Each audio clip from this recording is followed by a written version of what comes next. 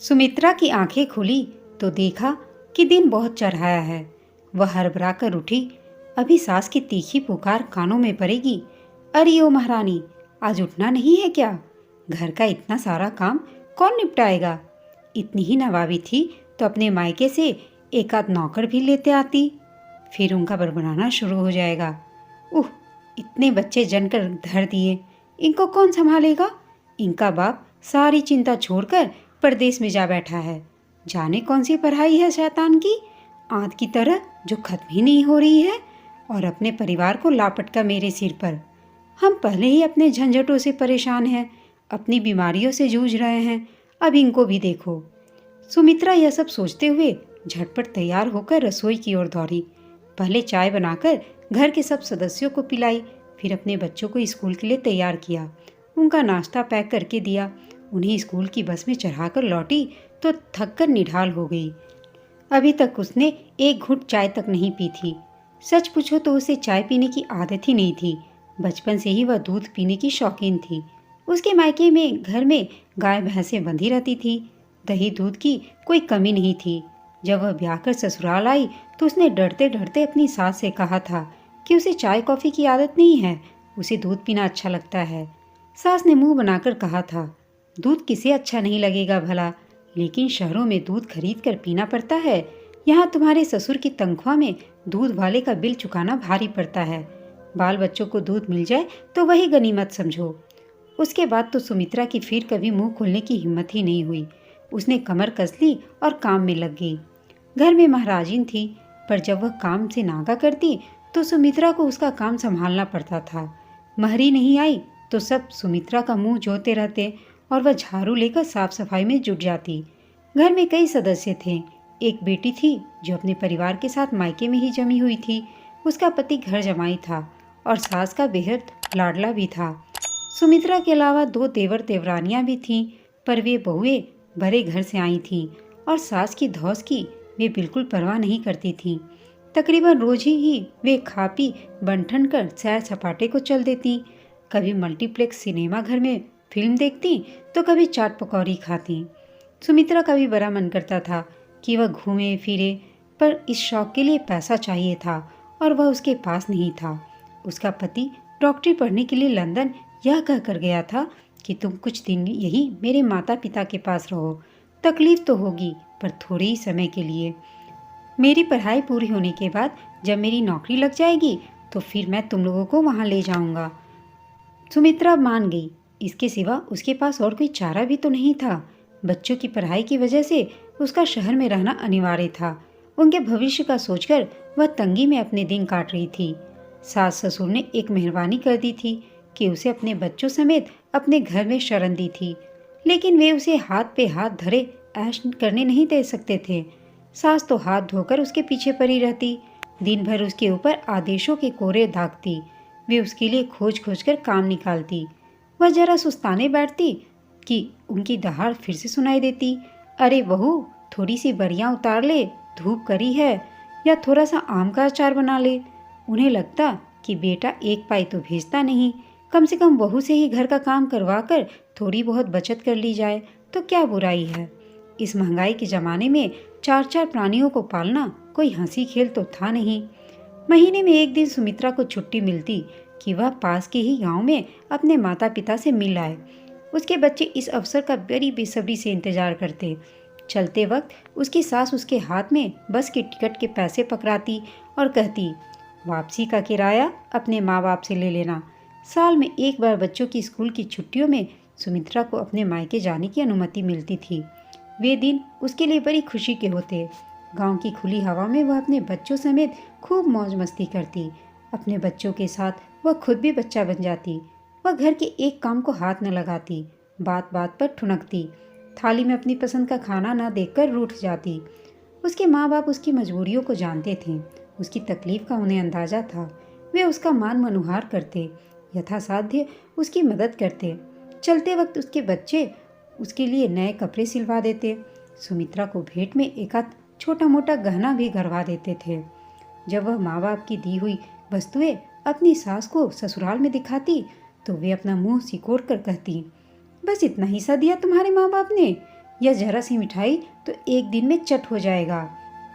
और ये साड़ी लगता तो नहीं है कि असली जरी की है। और यह घना, महारानी यह मेरी बेटी को ना दिखाना, वरना वह मेरे पीछे पड़ जाएगी कि उसे भी ऐसा ही हार बनवा दूं। और यह सब तो मेरे बस का नहीं है। सुमित्रा को लाचारी से अपना हार बक्से में बंद करके ही रखना पड़ता और बातें वह बर्दाश्त कर लेती थी, पर जब खाने पीने के बारे में उसकी सास तरफदारी करती तो उसके आंसू बरबस ही निकल आते। घर में जब भी कोई अच्छी चीज़ बनती तो पहले ससुर और बेटी के हिस्से में आता, फिर बच्चों को मिलती। कभी कभी ऐसा भी होता कि मिठाई या अन्य पकवान खत्म हो जाता और सुमित्रा के बच्चे निहारते रह जाते, उन्हें कुछ न मिलता। सुमित्रा के मायके से कभी भूला भटका कोई सगा संबंधी आ जाता तो उसे कोई पानी तक नहीं पूछता, और यह बात उसे बहुत अखरती थी। घर में दिन भर काम करने पर भी उसका कोई इज्जत नहीं था। एक बार सुमित्रा बुखार में तप रही थी, उसे बहुत कमजोरी महसूस हो रही थी। कमरे में दिन भर पड़े रहने पर भी किसी ने उसका हाल तक जानने की कोशिश न की थी। जब उससे रहा न गया तो वह धीरे धीरे चलकर रसोई तक आई और उसने कहा, माँ जी, एक गिलास दूध मिलेगा क्या? मुझसे अब खरा भी नहीं रहा जा रहा। सास ने कहा, दूध? सास ने मुंह बिचका कर कहा, अरे बहू, यहाँ दूध अंजन लगाने तक तो मिलता नहीं, तुम गिलास भर दूध की फरमाइश कर रही हो। कहो तो थोड़ी कड़क चाय बना दूं। सुमित्रा ने कहा, नहीं, रहने दीजिए। उसके माता पिता को जब इस बात का पता चला तो उन्होंने आग्रह करके उसके घर एक गाय भेज दी। अरे बाप रे बाप, यह क्या बहू, इस गाय का सानी पानी कौन करेगा? इस उम्र में मुझसे अब यह सब न होगा। सुमित्रा बोली, आप चिंता न करें माँ जी, मैं सब कर लूँगी। ठीक है, जो करना हो करो, लेकिन एक बात बताए देती हूँ कि घर में गाय आई है तो दूध सभी को मिलेगा। यह नहीं हो सकता कि तुम दूध सिर्फ अपने बच्चों के लिए ही बचा कर रखो। सुमित्रा ने कहा, ठीक है माँ जी। घर के काम के अलावा गाय की सानी पानी करके वह बुरी तरह थक जाती थी, पर और कोई इलाज भी तो न था। दिन गिनते गिनते वह घर ही भी आ पहुंची जब उसका पति रजनीश लंदन से वापस लौट आया। आते ही उसकी नियुक्ति मुंबई के एक बड़े अस्पताल में हो गई और वह अपने परिवार को लेकर वहां चला गया। कुछ साल सुमित्रा के बहुत सुख से बीते। समय मानो पंख लगा के उड़ चला। बच्चे बड़े हो गए, बड़ी 2 बेटियों की शादी हो गई। बेटे ने वकालत की पढ़ाई कर ली और उसकी प्रैक्टिस चल निकली। एक दिन दिल की धड़कन रुक जाने से अचानक रजनीश का देहांत हो गया। सुमित्रा पर फिर दुखों का पहाड़ टूट पड़ा। धीरे धीरे वह अपने दुख से उबरी। उसने फिर से अपना उजरा घोंसला समेटा। अब घर में केवल वह और उसका बेटा कुणाल रह गए थे। सुमित्रा उसके पीछे पड़ी कि वह शादी कर ले। अकेला घर भाई भाई करता है, उसका मन भी नहीं लगता। अगर तेरा घर बस जाएगा तो मैं अपने पोते पोतियों से दिल बहला सकूंगी। कुणाल बोला, क्यों माँ, हम दोनों ही भले हैं, किसी और की क्या ज़रूरत है, अपने दिन मज़े में तो कट रहे हैं। सुमित्रा बोली, नहीं बेटा, ऐसा नहीं कहते, समाज का नियम है तो मानना ही पड़ेगा। सही समय पर तेरी शादी होनी जरूरी है, नहीं तो लोग तरह तरह की बातें बनाएंगे और मुझे भी तो बुढ़ापे में थोड़ा आराम की ज़रूरत है। तेरी पत्नी आकर अपनी गृहस्थी संभाल लेगी तो मैं भी चैन से जी सकूंगी। कुणाल थोड़े दिन टालता रहा, पर जब शहर के एक अमीर खानदान की बेटी ज्योति का रिश्ता आया तो वह मना नहीं कर सका। जब उसने ज्योति को देखा तो देखता ही रह गया। अपार धनराशि के साथ इतना अच्छा रूप, मानो सोने पे सुहागा। सुमित्रा ने जरा आपत्ति की, शादी हमेशा बराबर वालों में ही करनी चाहिए, वे लोग बहुत पैसे वाले हैं। कुणाल ने कहा, तो क्या हुआ माँ, हमें उनके पैसों से क्या लेना देना? बहू बहुत ठसके वाली हुई तो, नक्चरी हुई तो? माँ, यह कोई जरूरी नहीं कि उसे अपने पैसों का घमंड हो। आप बेकार में मन में वहम मत पालो और सोचो, यदि गरीब घर की लड़की हुई तो वह अपने परिवार की समस्याएं भी तो साथ लाएगी, हमें उनसे भी तो जूझना पड़ेगा। सुमित्रा ने हथियार डाल दिए। वाह सुमित्रा, तेरे भाग तो खुल गए। उसकी सहेलियां खुश हो रही थीं। बहू मिली खूब सुंदर और साथ में दहेज भी इतना लाई है, तेरा घर भर गया। सुमित्रा भी बड़ी खुश थी, पर धीरे धीरे उसे लगने लगा कि उसका भय दुरुस्त था। ज्योति माँ बाप की लाडली नाजू से पली बेटी थी। वह बात बात पर बिगड़ती, रूठ जाती, अपनी मनमानी न होने पर भूख हड़ताल तक कर देती, मौन व्रत धारण कर लेती। को वो भवन में जा बैठती और घर में सबके हाथ पांव फूल जाते। कुणाल हमेशा बीवी का मुंह जोता रहता और सुमित्रा को भी सदा फिक्र रहती कि पता नहीं किस बात को लेकर बहू बिदक जाए और घर की सुख शांति भंग हो जाए। बहू के हाथों घर की बागडोर सौंपकर सुमित्रा यह सोचकर निश्चिंत हो गई कि अब वह अपने सब अरमान पूरे करेगी। वह भी अपनी हम उम्र सहेलियों के तरह पोते पोती गोद में खिलाएगी, घूमेगी फिरेगी, मन हुआ तो किटी पार्टी में भी जाएगी, एक आजाद पंछी की तरह। कुछ दिन चैन से बीते, पर शीघ्र ही उसे अपने कार्यक्रम पर पूर्ण विराम लगाना पड़ा। ज्योति ने अनभ्यस्त हाथों से घर चलाने की कोशिश की, पर उसे किफ़ायत से घर चलाने का गुर मालूम ही नहीं था। वह एक बड़े घर की बेटी थी। महीने भर चलने वाला राशन 15 दिन में ही खत्म हो जाता। नौकर चाकर अलग लूट मचाए रहते, आए दिन घर में छोटी मोटी चोरी करते और चंपत हो जाते। धीरे धीरे घर में एक बदलाव आया। ज्योति के 2 बच्चे हो गए। अब वह जरा जिम्मेदार हो गई थी। हार कर सुमित्रा को फिर से गृहस्थी अपने जिम्मे लेनी पड़ी। वह चूल्हे चौके की फिक्र में लगी रहती और उसकी बहू आज़ादी से इधर उधर घूमती। ज्योति एक किटी पार्टी भी ज्वाइन कर ली थी। जब उसकी मेजबानी करने की बारी आती और सखियां उसके घर पर एकत्रित होती, तो वह सारा घर सिर पर उठा लेती, लड़कियों की तरह उधम मचाती और सुमित्रा से बड़ी बेबाकी से तरह तरह के खाने की फरमाइश करती। शुरू शुरू में तो सुमित्रा को यह सब सुहाता था, पर जल्दी ही वह भी उकता गई। उसे मन ही मन लगता कि कहीं कुछ गलत हो रहा है। उसका बेटा दिन भर अपने काम में व्यस्त था, बहू है कि अपनी मौज मस्ती में है, और सुमित्रा घर की समस्याओं को लेकर एकदम पस्त रहती। दिन पर दिन उसकी बहू शहजोर होती जा रही है और सुमित्रा मुंह खोलकर कुछ कह भी नहीं पाती। ज्योति की आदतें बड़ी अमीराना थीं। उसकी सुबह उठते ही बेड पर टी की आदत थी। अगर सुमित्रा न बनाए और नौकर न हो तो यह काम झक मारकर उसके पति कुणाल को करना पड़ता था। इस बात से सुमित्रा को बड़ी कुफ्त होती। ऐसे भी क्या नवाबी है कि उठकर अपने लिए एक कप चाय भी नहीं बना सके। वह नाक भौं सिकोड़ती। अपने पति को अपना टहलुआ बना डाला। यह भी खूब है। बहू होकर उसे घर भर की सेवा करनी चाहिए, पर यहाँ सारा घर उसकी ताबेदारी में जुटा रहता। यह अच्छी उल्टी गंगा बह रही है। एक आध बार उसने ज्योति को प्यार से समझाने की भी कोशिश की। बहू, कितना अच्छा हो कि तुम सुबह सवेरे उठकर अपने पति को अपने हाथ से चाय बनाकर पिलाओ। चाहे घर में 1000 नौकर हों, पति को अपने पत्नी के हाथ की चाय ही अच्छी लगती है। ज्योति ने कहा, माँ जी, यह मुझसे नहीं होगा और मुझसे बहुत सवेरे उठा भी नहीं जाता। मुझे कोई बिस्तर पर चाय का प्याला पकड़ा दे तभी मेरी आँख खुलती है। चाहे घर में मेहमान भरे हों, चाहे कोई आए जाए, इससे ज्योति को कोई सरोकार नहीं था। उसका बंधा हुआ टाइम टेबल था। वह सुबह उठकर जॉगिंग करती, हेल्थ क्लब जाती, लंच तक सैर सपाटे करती, कभी ब्यूटी पार्लर जाती, कभी शॉपिंग करती। दोपहर में घर में उसकी सहेलियां इकट्ठी होती, ताश का अड्डा जमता। वे सारा दिन हाँ ही करती और रह रह कर उनकी चाय पकौड़ी की फरमाइश। सुमित्रा दौड़ते दौड़ते हलकान हो जाती।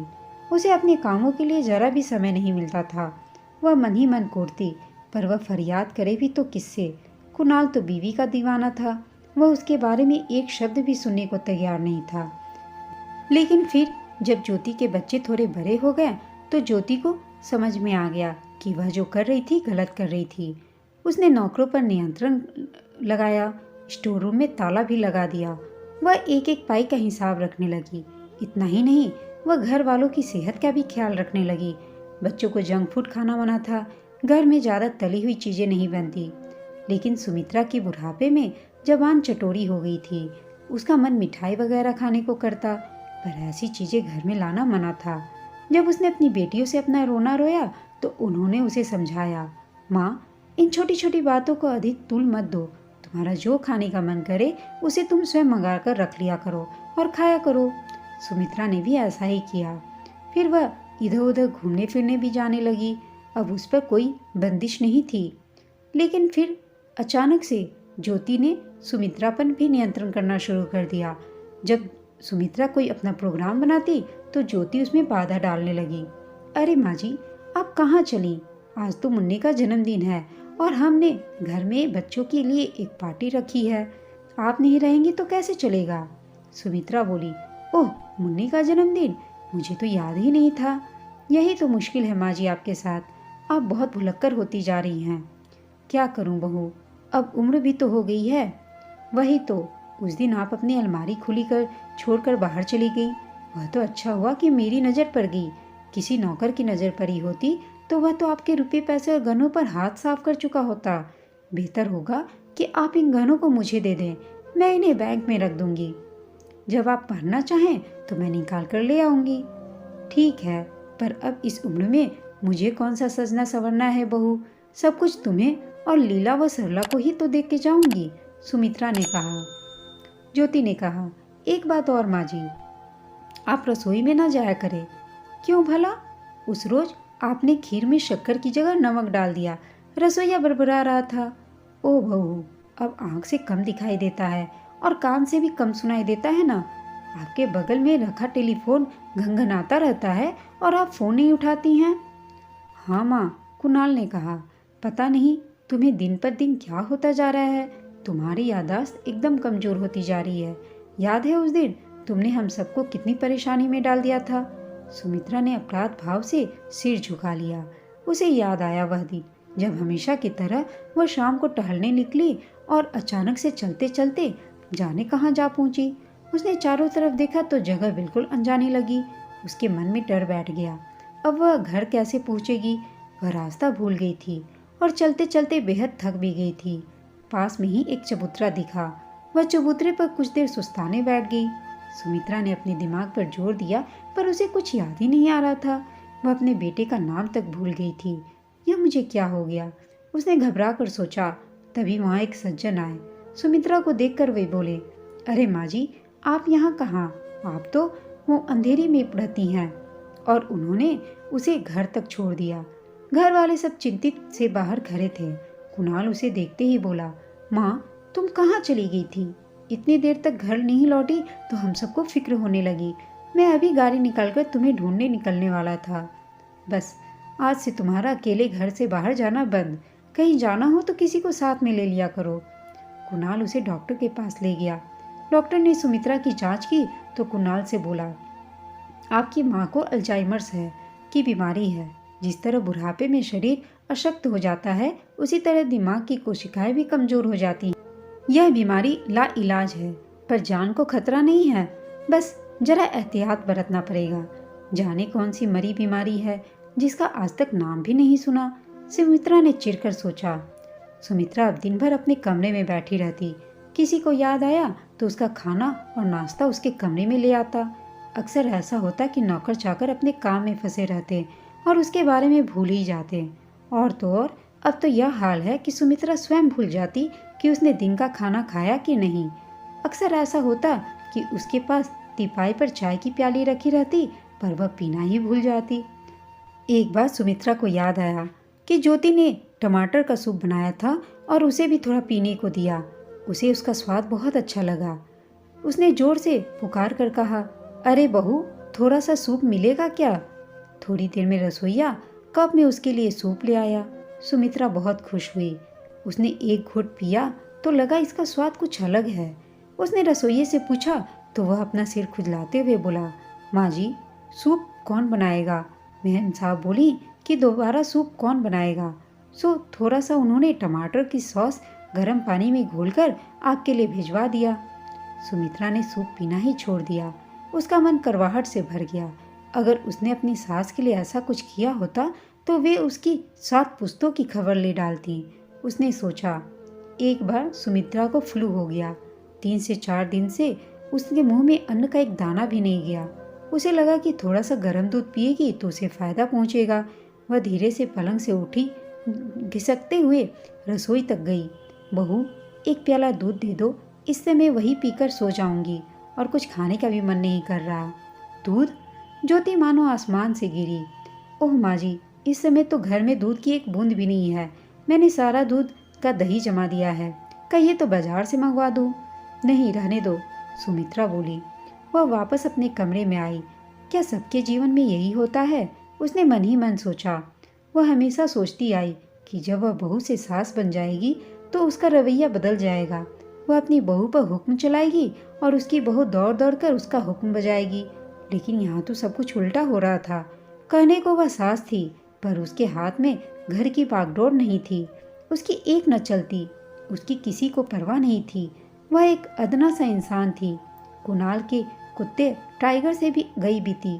टाइगर की कभी तबीयत खराब होती तो उसे एसी कार में बिठाकर फौरन डॉक्टर के पास ले जाया जाता, पर सुमित्रा बुखार में तपती रहती। उसको हाल भी कोई पूछने वाला नहीं था। वह अपनी इस स्थिति के लिए किसे दोष दे। उसे लग रहा था कि वह एक अवांछित मेहमान बनकर रह गई है। उपेक्षित सी अपने कमरे में पड़ी रहती, निरुद्देश्य सी घर में डोलती रहती। उसका कोई हमदर्द नहीं, कोई हमराज नहीं। वह परी परी अपना दिन गिन रही थी कि कब सांस की डोर टूटे और वह दुनिया से कूच कर जाए। सास होकर भी उसकी ऐसी दशा, यह बात उसके पल्ले नहीं पड़ती। एक जमाना था कि बहू का मतलब होता था कि एक दबी हुई सहमी हुई प्राणी, जिसका कोई अस्तित्व ही नहीं था, जो बेजुबान थी और जिस पर मनमाना जुल्म ढाया जा सकता था, जिसे दहेज के लिए सताया जा सकता था और कभी कभी नृशंसता पूर्वक जला भी दिया जाता था। आज के ज़माने में बहू की परिभाषा ही बदल गई। आज की बहू दबंग है, वह चाल है, ईंट का जवाब पत्थर से देने वाली है, एक की 10 सुनाने वाली है। वह किसी को पट्टे पर हाथ नहीं रखने देती, उससे संभल कर पेश आना पड़ता है। उसके मायके वालों पर टिप्पणी करते ही वह आग बबूला हो जाती है। ऐसी बहू से वह कैसे पेश आए, उसे कुछ समझ में ही नहीं आता था। उसे याद आया कि उसकी सास जब तक जीवित रही हमेशा कहती रही, अरे बहू, यह बात अच्छी तरह से गांठ बांध ले कि तेरा पति बाद में है, मेरा बेटा पहले है। वह कोई आसमान से नहीं टपका है तेरे खातिर। उसे मैंने अपनी कोख में 9 महीने रखा और जन्म दिया और मरकर पाला है। उस पर तेरे से अधिक मेरा हक है और हमेशा रहेगा। सुमित्रा अगर ज्योति से यह सब कहने जाएगी तो शायद ज्योति कहेगी कि माँ जी, आपको अपना बेटा मुबारक हो, आप रहो उसे लेकर, मैं तो चली अपने बाप के घर और आप लोगों को जल्दी ही तलाक के कागज भी मिल जाएंगे। सुमित्रा यही सब सोचने लगी। तलाक का हुआ दिखाकर बहू घर भर में सब पूरा हंगामा कर देगी। सुमित्रा की तो सब तरह से हार थी, चित भी बहू की और पट भी बहू की। सुमित्रा ने अपना सिर थाम लिया।